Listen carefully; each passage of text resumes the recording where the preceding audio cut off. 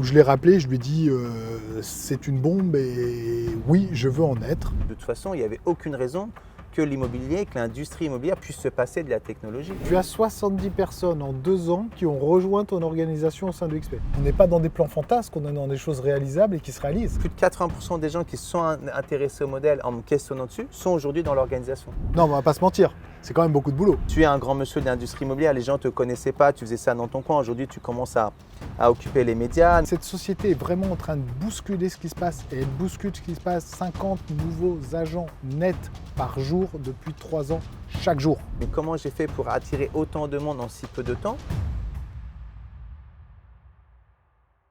Une question que je me suis toujours posée mais que je ne t'ai jamais posée à toi. Et je me dis que c'est l'occasion, à l'occasion de mes 2 années au sein de XP, de te poser quelques questions intimistes, si tu l'acceptes. Et la première question, c'est comment toi, Samuel Coe, tu as connu EXP France? Comment j'ai connu... Alors, EXP France n'existait pas. Donc, comment j'ai connu EXP Realty? Alors, c'est une belle histoire. Comme sont faites, je pense, de nombreuses vies, de nombreuses carrières. C'est Audrey, et je dis Audrey et non pas Audrey parce qu'il y a 2 E à la fin, Mebelec, qui en fait... que j'ai rencontré, je devais avoir 25 ou 26 ans à l'époque où j'étais franchisé Coldwell Banker, donc déjà agent immobilier, et où j'avais eu des difficultés avec la franchise et la master franchise, bref, et besoin d'avoir un interlocuteur qui m'écoutait. Et Audrey était très proche de la direction de Coldwell aux États-Unis, bref, elle a fait l'intermédiaire avec le master franchise. On s'appréciait. On a quelques années d'écart, puisque je crois qu'elle fête ses 50 ans d'immobilier, donc autant te dire que c'est une dame de l'immobilier international. Elle est franco-américaine, elle passait la moitié de son temps aux États-Unis où sont ses enfants, et la moitié de son temps à Antibes où elle a une deuxième maison, donc elle est vraiment franco-américaine. Et elle m'a contacté, alors pour répondre à ta question, on est resté en contact, d'où l'importance, de 25 à, j'aurai 50 ans en 2024, on a dit que c'était intimiste, donc pendant ces 25 années, nous sommes restés en contact. Et elle m'a appelé début 2020, en plein confinement. Donc tu es à la maison, tu alternes entre la PS4 et Netflix, et là tu as un coup de fil d'Audrey qui te dit « Samuel, comment vas-tu ?» Bah, bien, et toi, les activités, ça marche. J'avais une société qui fonctionnait très bien. Alors, en confinement, un peu moins bien, comme tout le monde, mais très bien dans l'absolu. Elle me dit, écoute, je suis rentré dans une société qui s'appelle EXP Realty. C'est une bombe atomique. Et j'ai échangé avec Jason Gazing, qui est le patron de EXP Realty. Et il faut qu'on lance la France. Et évidemment, j'ai pensé à toi. Tu es l'homme de la situation. Je veux que ça soit toi et je veux qu'on vienne en France. C'est passé quelques semaines. Ça tombe bien, en confinement, tu as du temps. Donc pour explorer YouTube, je suis passé de PS4 Netflix au sujet UXP. Je suis donc allé en profondeur, ce que j'aurais peut-être pas eu le temps, donc des fois la vie est bien faite, dans le sujet. Et de la première impression en me disant c'est gentil qu'elle m'appelle mais j'ai pas envie d'un nouveau projet, je ne peux pas louper cette opportunité. Il s'est passé très peu de temps où je l'ai rappelé, je lui ai dit c'est une bombe et oui, je veux en être. On est en janvier-février, ça se fait en septembre, donc entre-temps, il y a des échanges, je crée mon avatar, je suis invité dans le monde, je rencontre l'ensemble du conseil d'administration. C'est assez impressionnant, hein. J'ai pas pratiqué mon anglais depuis quelques temps, je me retrouve en avatar en train de discuter avec Glenn Sanford, Jason Gazing, Jeff Whiteside, voilà, tous les grands pontes de XP. Et puis, ça se passe bien et ils décident de me recruter au 1er septembre pour lancer XP France, qui sera lancé le 14 décembre 2020. Et voilà, peu après, tu nous rejoindras et nous en sommes là aujourd'hui. On fêtera nos 3 ans, donc en décembre, pour XP France. En fait, ça s'est passé hyper vite. Ouais. Si je comprends bien, Sam, donc c'est une opportunité d'une relation de 25 années d'ancienneté avec Audrey. Tu as été sous contrat avec EXP Realty au 1er septembre 2020 pour l'ouvrir en décembre 2020. Donc effectivement, on est bien avancé en tout cas aujourd'hui au sein de EXP Realty. Donc maintenant on peut dire EXP France, puisque EXP France existe bien en France depuis décembre 2020. Alors un petit peu avant, je crois que la date, je l'ai plus en tête, mais 25 ou 26 novembre pour la création de la société. Là aussi, ça a été un marathon hein, pour tous ceux qui connaissent la création d'une agence immobilière, d'une SAS en France, avec un associé américain. En quelques semaines, c'était, voilà, on n'a pas chômé. Mais oui, et puis évidemment, on a fait beaucoup de chemin depuis, puisque ce qu'on était à même de proposer au recrutement du premier agent le 14 décembre, et ce qu'on est à même de faire aujourd'hui avec un peu plus de 400 agents 2 ans et demi après, c'est évidemment pas la même chose. Et là, le chemin parcouru, je crois qu'il est beau. On fait des records un peu sur tout ce qu'on appelle les critères des KPI, donc les critères de... Ah, je sais, les points de repère. On coupera, mais je fais mon mauvais américain, je sais plus dire en français. Alors que les points de repère de la société, donc chiffre d'affaires, nombre de conseillers, services donnés aux conseillers, puisqu'on est noté par le NPS. Donc tout ça, aujourd'hui, on a vraiment des résultats plus que satisfaisants, des records systématiques. La France est très très bien positionnée dans les 24 pays, donc cocorico, beaucoup de fierté. Il ne reste plus qu'à gagner la Coupe du Monde de rugby et on sera pas mal, quoi. Enfin, voilà. Oui, parce qu'on est en pleine Coupe du Monde de rugby au moment où on se parle aujourd'hui. Et je sais que c'est toi qui me poses des questions, mais tout ça est aussi arrivé parce que toute entreprise, je pense, et notamment dans une construction, a besoin de symboles. Et on a eu des symboles qui nous ont fait confiance, dont je pense tu as été un des premiers gros symboles. Et je pense que ça change la donne. C'est des game changers. Alors, plusieurs game changers, mais je pense que tu en étais un. Et j'ai envie de te retourner la question, toi. Qu'est-ce qui a fait cette bascule, finalement? Ouais, un peu comme toi, ça s'est décidé assez rapidement. Quand on a été mis en contact ensemble, quand on échangeait, je m'étais à 2 doigts de signer pour demander la carte T et créer mon agence immobilière traditionnelle avec du côté atypique, parce que je voulais pas de pignon sur rue, je voulais être dans une maison privée, je voulais que ce soit intimiste, confidentiel, mais très traditionnel quand même. Et du coup, je t'avais évoqué les points qui étaient importants pour moi, c'est garder mon identité locale, développer la communication et les services tels que je les imaginais bons à mon niveau. Ça ne veut pas dire que le reste n'est pas bon, mais en tout cas que ce soit aligné avec moi-même, avec mon identité, ma personnalité. Et quand tu m'as dit tout ça, c'est possible chez EXP, déjà, ça a commencé à donner envie de poursuivre nos échanges. Et finalement, aujourd'hui, on se rend compte que EXP, c'est la plateforme B2B par excellence pour les professionnels de l'immobilier. Et moi, ce que j'aime beaucoup, c'est que finalement, je consomme EXP et pour le resservir aux clients qui sont nos particuliers.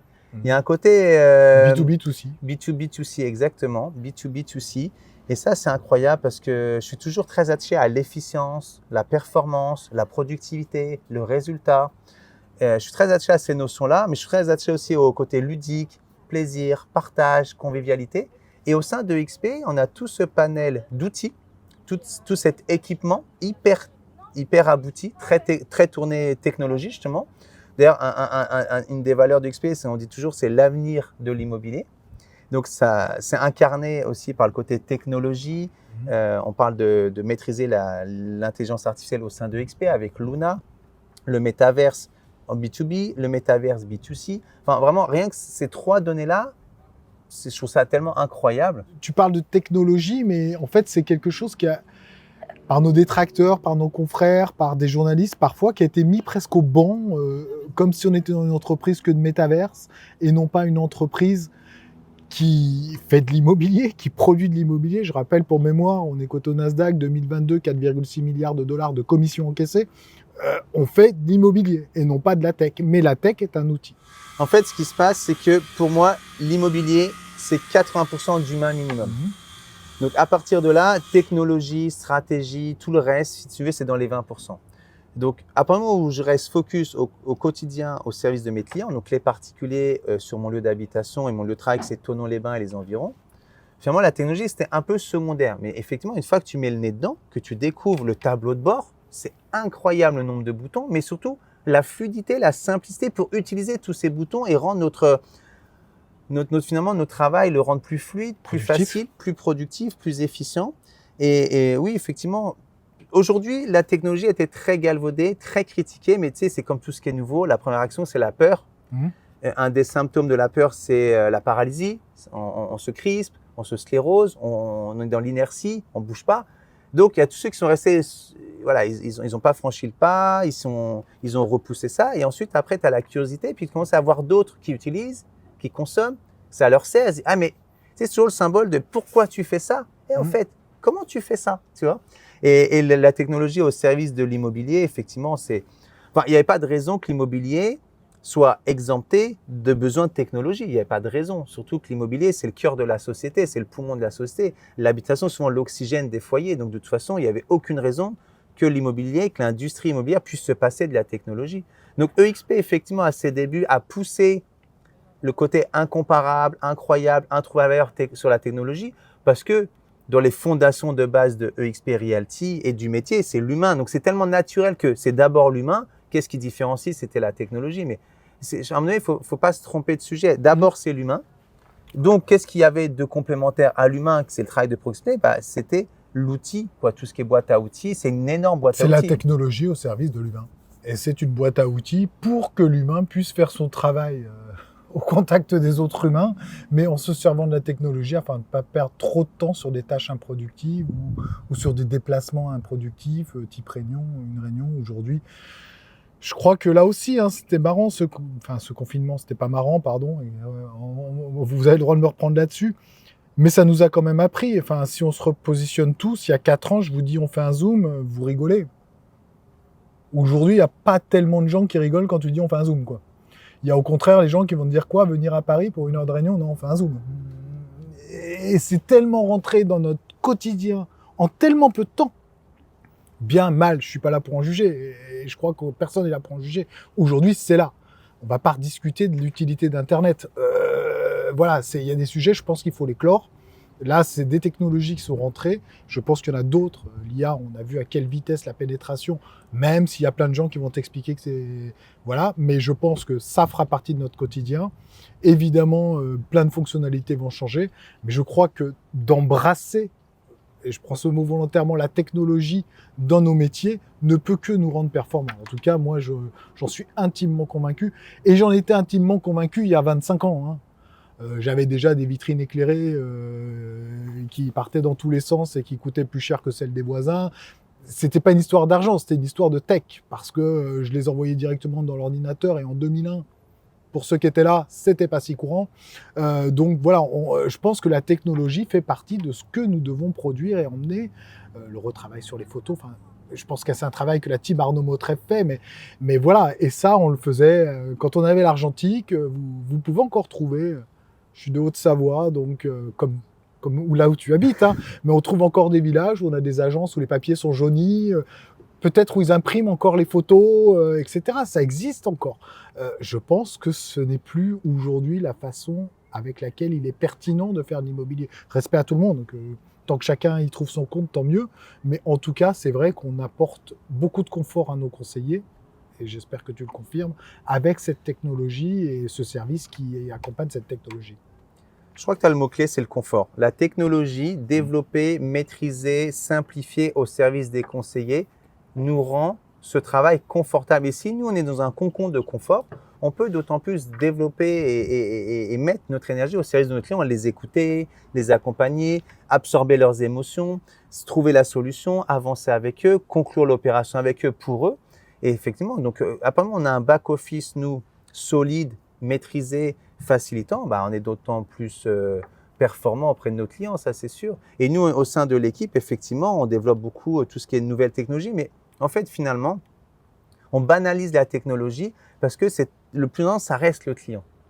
Donc finalement, nous, on est dans une vieille maison, on a des bureaux un petit peu décorés old school. Ah, tu as des bureaux donc pour ta team? Voilà, donc effectivement, nous, on a des bureaux, on a 150 mètres carrés de bureaux. Un jour autour, il y a un jardin dans les 700 mètres carrés. On est vraiment intimiste, en plein cœur de ville de Thonon-les-Bains. Donc c'est vrai qu'on a cette situation à la fois confidentielle, intimiste et confortable. Moi, je suis très attaché au confort.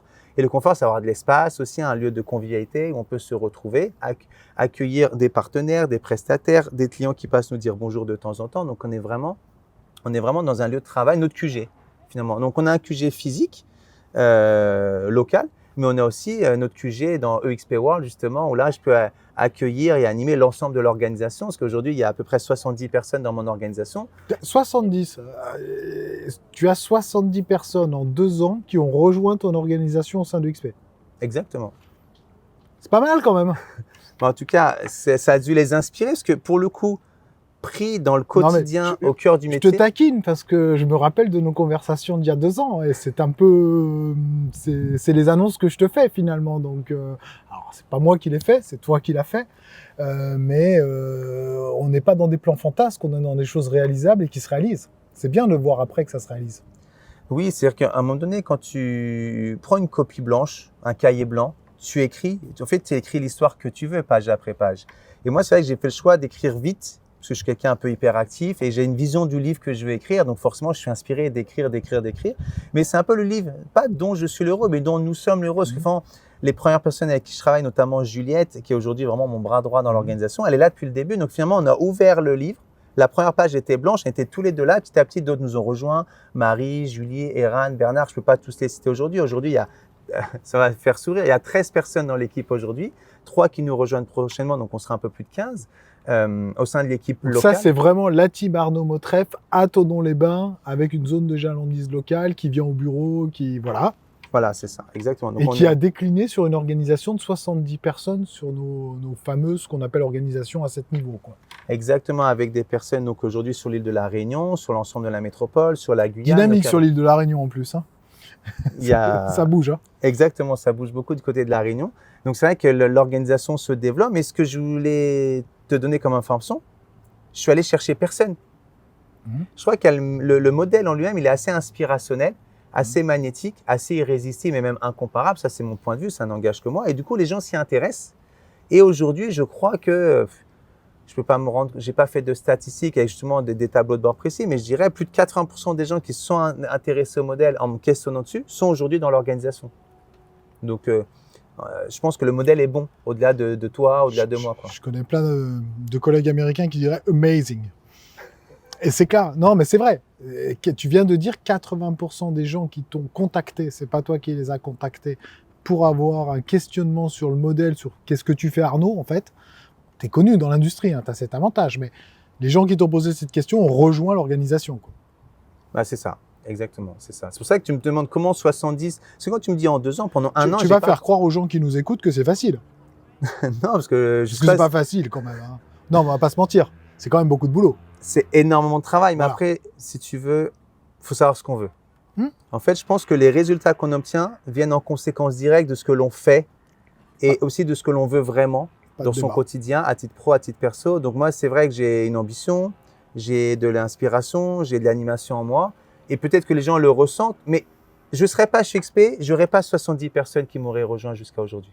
Le modèle est vraiment puissant. Je l'ai compris par ton intermédiaire il y a 2 ans. D'autres l'ont compris, là, actuellement, le comprennent au jour le jour. On arrive gentiment sur fin 2023. On arrive gentiment sur la 3e année de la création statutaire de EXP Realty, donc EXP France en France. Le bilan, a priori… Tu peux dire EXP Realty France maintenant, hein, parce qu'on a… Alors, voilà, nous avons repris notre logo et nous associons les deux. Donc, c'est vrai, EXP Realty. Donc, on dit EXP Realty France ou EXP Realty France? Tu peux dire EXP France, tu peux dire EXP tout court, tu peux dire EXP Realty France, tu peux dire EXP Realty France. France. France. That's nice. Oui, exactement. Du coup, Sam, donc, ok, donc super, tu es chez EXP, tu es engagé, tu es passionné, tu es humain, tu maîtrises la technologie, tu développes, tu apportes de ta valeur.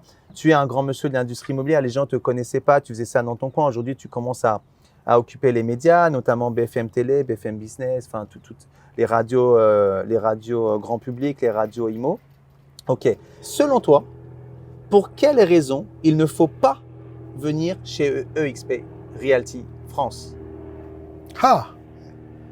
Ça, c'est une question. Alors d'habitude, on me pose, les journalistes ont plutôt tendance à me poser la question inverse. Pourquoi il ne faut pas venir chez EXP France? Je vais pas être démago en te disant que j'ai du mal à répondre à cette question, que je ne vois pas de bonne raison. Je pense que, et je le disais hier soir, alors il y avait un roadshow où j'ai pu m'exprimer, on avait une belle salle pleine avec une centaine de conseillers. et prospects. Et je crois que je l'ai dit assez clairement, et c'est vrai que c'est quelque chose que je disais pas, je suis peut-être sur ma 25e intervention en roadshow, donc on mûrit, on grandit, le réseau grandit. Ce que je disais pas avant, ce que je dis maintenant, c'est si vous n'avez pas compris, si vous n'avez pas vu ce que vous pouvez en faire, si vous n'avez pas vu ce que moi j'ai vu, ce qu'Arnaud a vu, ce qu'Olivier a vu, ce que Bernard a vu, ce que Jacques a vu, eh ben ne venez pas. Continuez à chercher, continuez à creuser. Et j'ajoute, parce que je suis un peu désagréable comme garçon, par contre maintenant c'est dommage parce que vous connaissez et il se peut que vous ayez des regrets. Et je le pense sincèrement. Mais je pense qu'il faut avoir vu. Si tu n'as pas vu, si tu n'as pas compris, si tu viens pour donc des mauvaises raisons qui ne sont pas de penser que cette société est vraiment en train de bousculer ce qui se passe, et elle bouscule ce qui se passe, 50 nouveaux agents nets par jour depuis 3 ans, chaque jour. On ne l'a pas dit, mais 1er septembre, quand je signe, 2020, on est 35 000. Nous sommes 89 000 aujourd'hui. On est passé de 35 à 89 000 en 3 ans. Personne n'a jamais fait ça. Ça n'existe pas. Un hasard, conjoncture des planètes, je ne crois pas. Je crois qu'il y a un vrai mouvement, que ce vrai mouvement, il est très assumé ailleurs. Il est nouveau en France, on n'a que 2 ans d'existence. Pour mémoire, en 6 ans aux États-Unis, c'était 400 agents. On est 400 en 2 ans et demi. Pas de débat. En plus, on a une industrie très mature. On sait qu'on va grandir très vite, pas trop vite, très vite, mais pas trop vite. Afin de continuer à donner le niveau de service, moi, il n'y a rien de plus vrai que le sourire de conseiller content. Par contre, ce que je ne veux pas ou plus, c'est que les gens n'aient pas compris pourquoi ils viennent chez nous.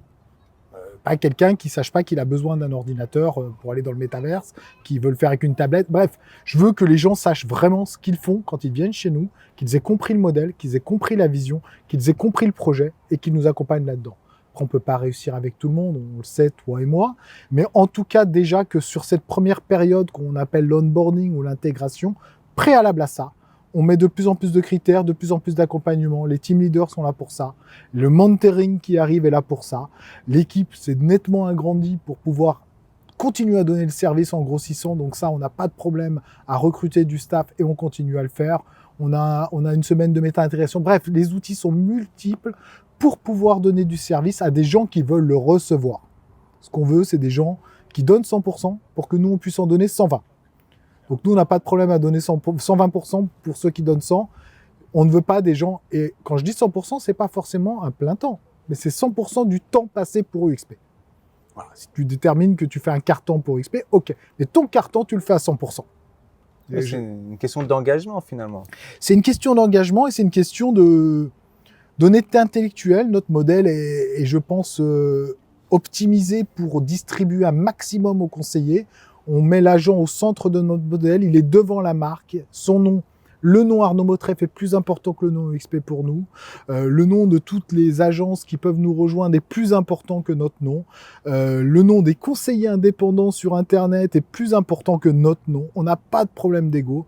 On est les plus grands et on le deviendra encore plus. On n'a rien à prouver à ce niveau-là.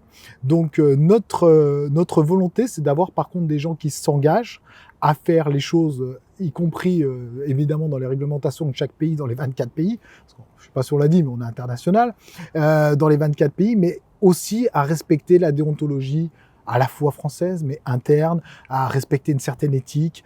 Bref, on n'a pas de temps à perdre avec les gens qui n'ont pas envie de partager notre vision. Mais de toute façon, je crois que tu as fait une belle synthèse. On dit toujours que pour un projet commun, la première chose à établir, c'est une vision commune. Donc finalement, une fois comme tu dis, on partage une vision commune, qu'on partage des valeurs en commun, qu'on a plaisir à se retrouver ensemble, qu'on a le plaisir à se retrouver, qu'on partage les mêmes outils, en fait, what else quoi, ça ne peut que fonctionner. Tu me demandais comment, tout à l'heure en aparté, tu me dis mais comment j'ai fait pour attirer autant de monde en si peu de temps? Je crois que c'est juste des gens qui ont peut-être cerné ma vision, qui ont peut-être compris mes valeurs. J'ai pris le temps de les reformuler. On est alignés et du coup, je veux dire, ça avance vite, fort, vers le haut. C'est pas facile, hein. C'est 10-12 heures de travail par jour, tous les jours, avec beaucoup d'engagement, beaucoup d'énergie, beaucoup de remise en question, bien sûr. Mais c'est dans le même sens, tout le monde dans le même sens, la même vision, les mêmes valeurs, les mêmes outils, le même plaisir de se retrouver. Le résultat qu'on développe aujourd'hui au niveau de l'équipe, En fait, c'est juste en conséquence directe de tout ça, quoi, finalement.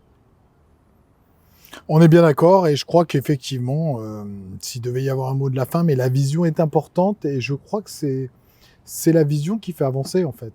Ça, c'est aussi, alors, je l'ai souvent dit, mais je le répète aujourd'hui, mon principal challenge entre janvier 2020 et septembre 2020 pour signer, ça a été d'expliquer que EXP France serait français et non pas américain. Parce que j'ai vécu Coldwell Banker, j'ai vu Remax, enfin voilà, sans citer. Mais je pense que les modèles américains peuvent tout à fait s'imposer en France s'ils ont l'intelligence de s'adapter à la culture française. On a une culture, on est français, quoi. Enfin voilà. Et je suis un pur terrien et un pur français. Et je connais bien les modèles américains. Et c'est peut-être cette force aussi qui a fait que on pouvait marier les deux. Mais il fallait qu'ils soient d'accord. S'ils voulaient en poser le rouleau compresseur, comme parfois ils le font, ça fonctionnerait pas. McDo l'a très bien compris. McDo fait des sandwichs français. C'est pas les mêmes quand vous allez aux États-Unis. Et du reste, Burger King avait pu se tromper là-dessus et est revenu différemment. Donc voilà. Donc je pense qu'il fallait pas se tromper là-dessus. Ça marche y compris dans la bouffe. Il faut être français en France. Et c'était vraiment un des challenges. Et je crois que celui-ci, on l'a réussi aujourd'hui. Merci beaucoup, Samuel, pour ton temps et ton partage. Merci. Merci à toi, Arnaud.